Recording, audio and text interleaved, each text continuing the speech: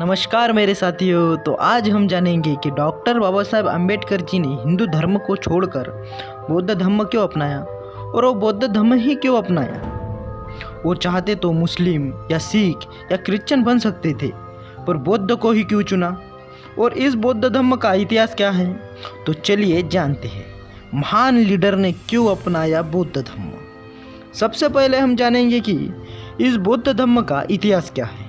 तो इस बौद्ध धर्म के संस्थापक मतलब तथागत बुद्ध, इनका जन्म ईसा पूर्व 563 में हुआ, मतलब आज से 2588 साल पहले हुआ।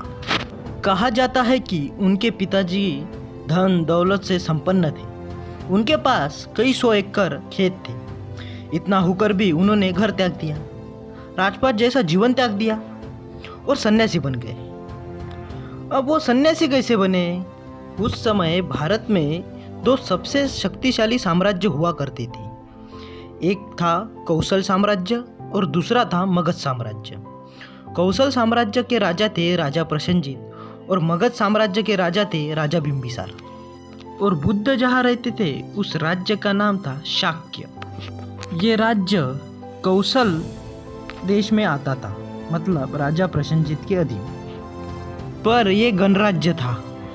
गणराज्य मतलब यहाँ के फैसले बहुमत से लिए जाते थे। इसमें कई कुल के मुखिया मिलकर फैसले करते थे और जिस फैसले पर बहुमत हो वो फैसला लिया जाता था। अगर कोई इस फैसले का विरोध करता तो उसे देश निकाला या फांसी की सज़ा या उसकी सारी संपत्ति छीन ली जाती थी। इस राज्य के पास ही कोलिया नामक राज्य था। इन दो राज्यों के बीच से रोहिणी नामक नदी बहती थी। ये दोनों राज्य इस नदी के पानी से ही अपनी अपनी जमीन सींचा करते थे।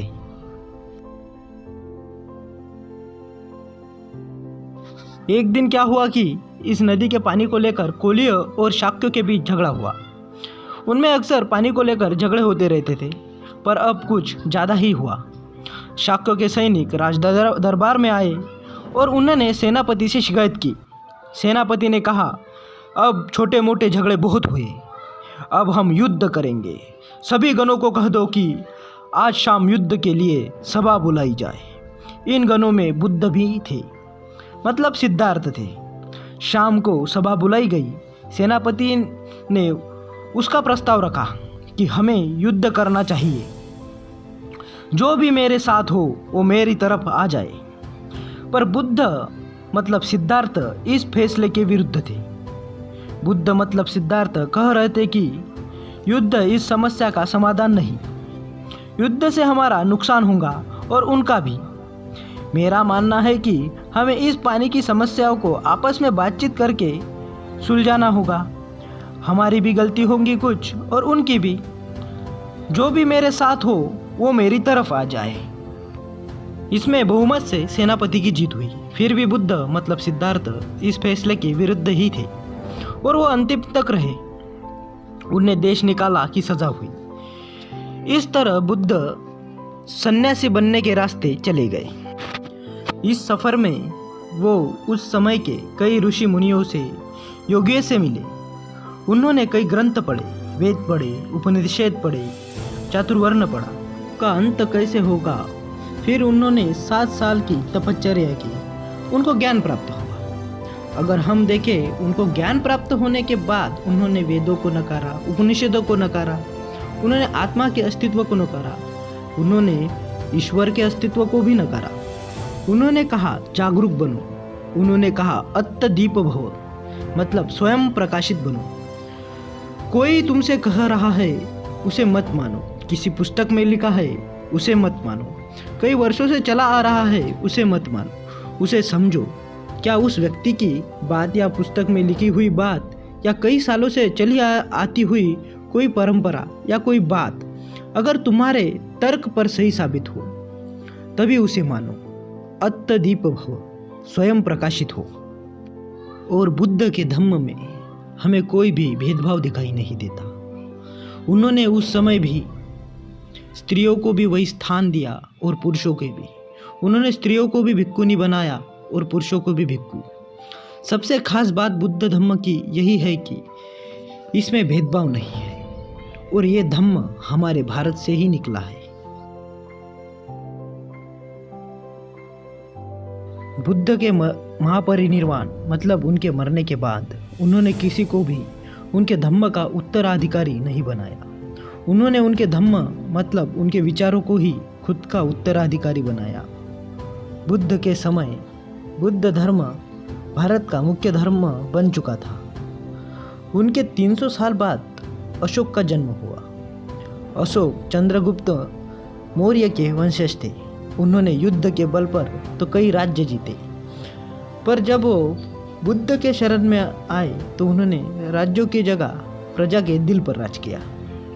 उन्होंने ही भारत को अखंड भारत बनाया। पर जब उन्होंने कलिंग का युद्ध लड़ा तब उनका मन परिवर्तन हुआ और उन्होंने बुद्ध धम्म का स्वीकार किया और इस बुद्ध के धम्म को पूरी दुनिया में फैलाया। जिस दिन उन्होंने बुद्ध धम्म का स्वीकार किया उसको सम्राट अशोक विजयादशमी कहते हैं और इसी दिन डॉक्टर बाबा साहब अम्बेडकर जी ने बुद्ध धम्म की दीक्षा ली। अब जानते हैं कि बाबा साहब जी ने बुद्ध धम्म ही क्यों अपनाया, मुस्लिम, क्रिश्चियन या कोई दूसरा धर्म क्यों नहीं।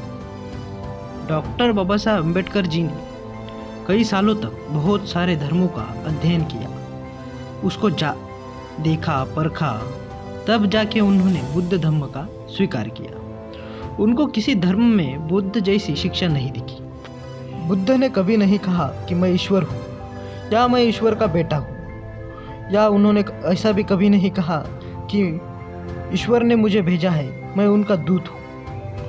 उन्होंने कहा कि मैं सिर्फ मार्गदाता हूँ, ये धम्म का मार्ग है, तुमको इस पर चलना है तो चलो या मत चलो। उन्होंने कभी स्वर्ग या नरक का भय लोगों को नहीं दिखाया और सबसे मेन बात उन्होंने उनके धम्म में सभी को समान रखा। इसलिए डॉक्टर बाबा साहब अम्बेडकर जी को भी ये बुद्ध का धम्म अच्छा लगाया और उन्होंने उसे अपनाया। अब आते हैं सबसे पहले सवाल पर, उन्होंने हिंदू धर्म क्यों छोड़ा। ये याद रखिए कि यह निर्णय नफरत से नहीं बल्कि इंसानियत और समानता की तलाश में लिया गया था। इस विषय को हमें भावनाओं से नहीं तर्क से देखना चाहिए। डॉक्टर बाबा साहब अम्बेडकर जी ने अपना पूरा जीवन जाति व्यवस्था, छुआछूत के खिलाफ संघर्ष में बिताया। उन्होंने हिंदू धर्म को सुधारने की कोशिश की, इसमें जो जाति व्यवस्था है उसे तोड़ने की कोशिश की, पर इसकी जड़ें जात पात और ऊंच नीच में फंसी हुई थी। देखिए दोस्तों, हम आज भी देख सकते हैं कि हमारे देश में इसका प्रभाव आज भी है। हम ऊंच नीच में फंसे हैं। हम आज भी देख सकते हैं कि हमारे भारत में कोई छोटी जात वाला बच्चा सार्वजनिक मटके से पानी भी पी ले तो उसे पीट पीट कर मार दिया जाता है। हम सब एक हैं, हम मानव हैं, हम समान हैं। हर युग में हम समान हैं, हम मानव हैं, ये बताने के लिए कोई ना कोई महापुरुष जन्मा है।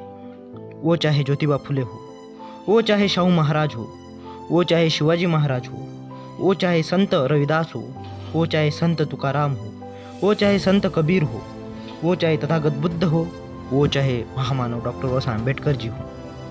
कितने हजारों सालों से ये ऊंच नीच हमारे देश में चली आ रही है। उसे खत्म करने के लिए डॉक्टर बाबा साहब अम्बेडकर जी ने अपना पूरा जीवन इसमें लगाया। उन्होंने संविधान लिखा, उनमें सबको समान अधिकार दिया।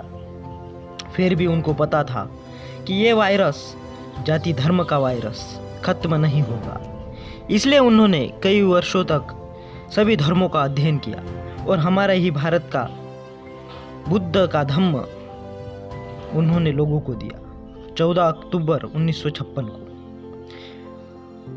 आखिर में सभी को यही कहूँगा कि अत्त दीप भव, स्वयं प्रकाशित हो। अगर वीडियो अच्छा लगे तो इसे लाइक, शेयर और सब्सक्राइब जरूर करें। जय भीम।